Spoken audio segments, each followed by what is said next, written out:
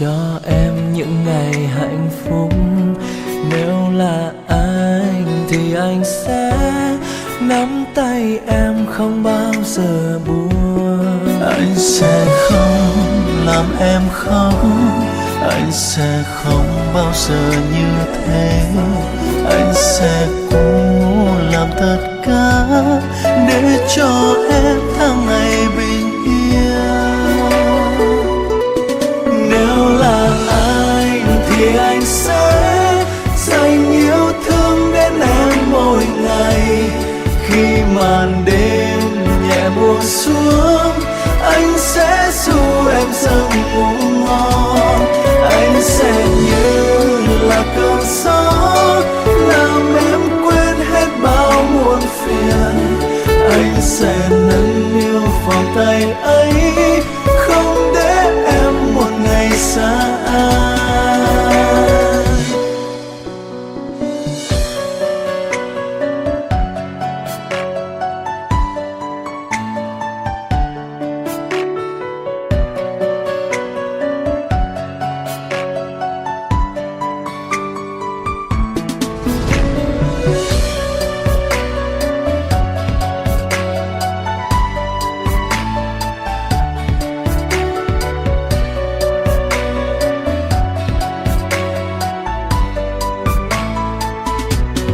Nếu là anh thì anh sẽ dành cho em những ngày hạnh phúc.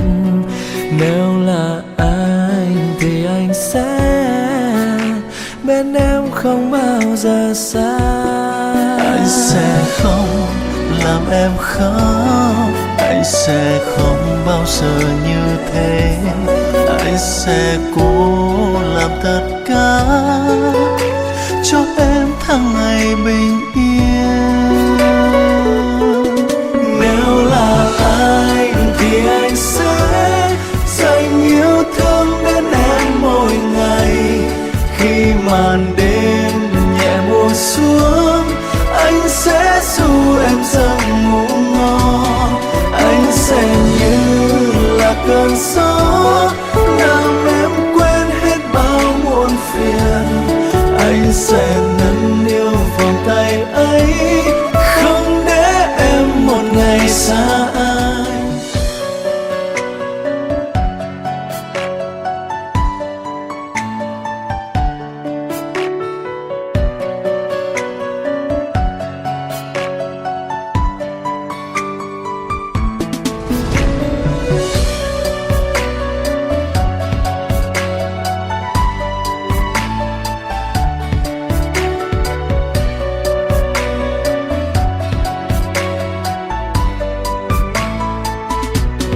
Nếu là anh thì anh sẽ dành cho em những ngày hạnh phúc. Nếu là anh thì anh sẽ bên em không bao giờ xa.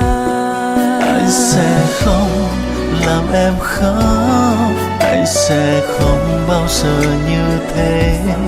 Anh sẽ cố làm tất cả cho em tháng ngày bình yên.